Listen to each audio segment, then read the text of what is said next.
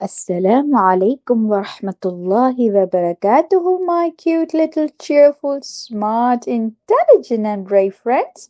Welcome to the Story House, a place where we present to you an interesting story from the Quran every day. Allah subhanahu wa ta'ala has narrated many stories in the Holy Quran, wise and delightful stories that bring you joy and inspiration, while we learn wonderful things from the true stories, old and new. So, let's embark on a thrilling journey to the world of the Quran. But before listening to the story, make sure you have completed all your tasks properly so that you can enjoy listening to the story uninterrupted. And I really admire all of you being a part of this story. Today we bring you another story, and this one is from the 16th juz of the Quran from Surah Al-Kahf. Remember, Allah told us 4 stories in Surah Al-Kahf. We already listened to 3 of those stories, and today is the turn of the 4th story. And this story is about a great wall, a wall so strong that no one has ever been able to break it down. So, who built this wall? When was it built? And why was it built? Let's listen. In the last story of Surah Al-Kahf, Allah mentions a king known as Dhul Qarnayn. The name Dhul Qarnayn means the one with 2 horns. He was given this title because he was a powerful king whose rule extended from the east to the west. His real name was something else, but he was a righteous, kind, just, and God fearing king. Some people say he was Alexander the Great of Macedonia, but that's not correct because Alexander was a polytheist who worshipped idols, whereas Dhulqarnain was a servant of Allah, obedient and grateful to him. Others say he may have been Cyrus, the king of ancient Persia, who lived around 550 years before Prophet Isa alayhi salam. The signs mentioned in the Quran about Dhul-Qarnayn match many things known about Cyrus. But who exactly he was, only Allah knows best. What we do know for sure is that Allah tells us in the Quran that Dhul-Qarnayn was granted authority over a vast part of the earth. He was given great wealth and all kinds of resources and tools. So he first set out with his huge army and equipment towards the west, conquering land after land until he reached the far edge of the land where the sun sets, and it appeared as if the sun was setting in a contaminated lake. Yes, there was a nation settled there. Regarding them, Allah said to Dhul-Qarnayn, O Dhul-Qarnayn, you have been given power over the people. If you wish, you may punish them, or if you wish, you may treat them kindly. You know, right? When a king invades a place, he usually spreads terror, killing, destruction, and bloodshed just to show people that if anyone disobeys him, they'll face harsh consequences.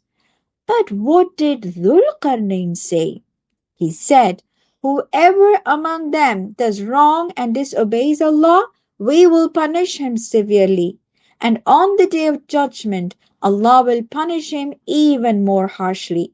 But whoever believes and does good deeds will have a good reward from Allah, and we will deal with him kindly and assign him only easy tasks. After that, Dhul-Qarnayn, along with his army, set out towards the east, marching until he reached the place where the sun rises. He had already reached the place where the sun sets. Now he arrived at the place where it rises. There he saw people who neither knew how to build houses nor had any means to protect themselves from the heat of the sun. They lived out in the open fields. These were wild tribes who didn't know how to build shelters or even simple tents. Then Dhul-Qarnayn went on another mission. As he traveled, he reached a place between 2 mountains, and there he met a people who barely understood anything. They had great difficulty understanding speech or communication. These people were extremely troubled by powerful and wild tribes from the northeast who would constantly invade and harm them. These wild tribes were known as Ya'juj and Ma'juj, Gog and Magog. So the people said to Dhul Qarnayn, O Dhul Qarnayn, Ya'juj and Ma'juj are causing great corruption in our land. They harm us again and again. If you are willing, we will collect a large amount of wealth and give it to you. Please build a barrier between us and them. Dhul Qarnayn replied, what Allah has given me is more than enough. You just help me with the strength of your hands and your labor, and I will build a strong barrier between you and Ya'juj and Ma'juj. Bring me sheets of iron. When all the necessary materials were gathered, Dhul-Qarnayn began building the wall. When the wall was erected between the two mountains, he ordered, light the furnaces, the type of furnace in which bricks are baked. Blow on the wall with bellows. Heat it up until it turns red like fire. When the wall became red hot like fire, he said, now pour molten copper over it. That is, melted metal like copper or iron. Thus a tall and strong wall was created, so strong wall that Ya'juj and Ma'juj could neither climb over it nor could they dig through it. Once the task was completed, Dhul-Qarnayn said, this is a mercy from my Lord, but when the promise of my Lord comes to pass, he will reduce this wall to dust. And my Lord's promise is always true and never fails. This means, as long as Allah wills, this wall will remain standing. But when the time comes, the time that Allah has already decided for its destruction, then nothing can stop it from being destroyed.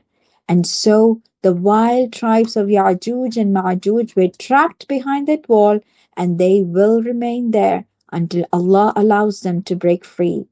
Historians, that is, the people who study history, have said that this wall was built in the Caucasus region between the Black Sea, Bahr al-Aswad, and the Caspian Sea, Bahr al-Khazar, in the area of Dagestan.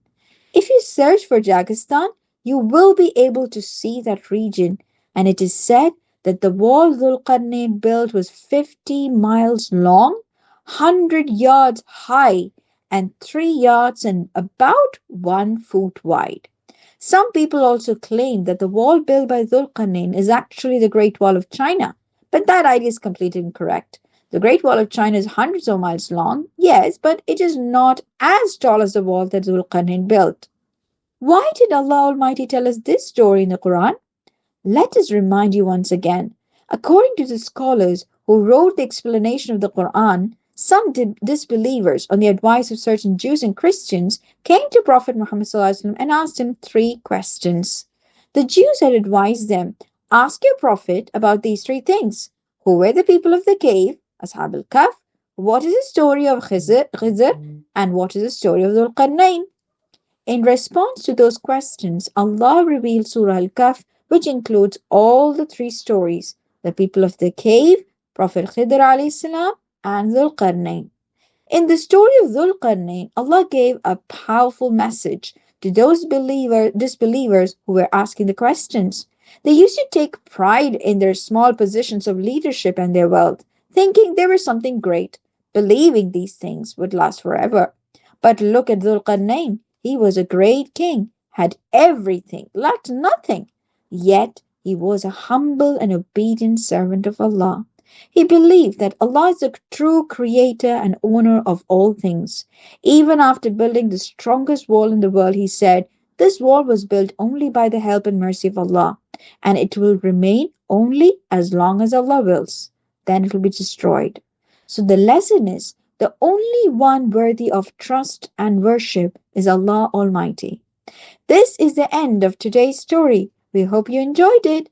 Take a moment to look at a map and try to find where Dagestan is and where this wall might have been. We'll return next time, inshallah, with another new story. And don't forget to pray for yourself and for all the Muslims around the world.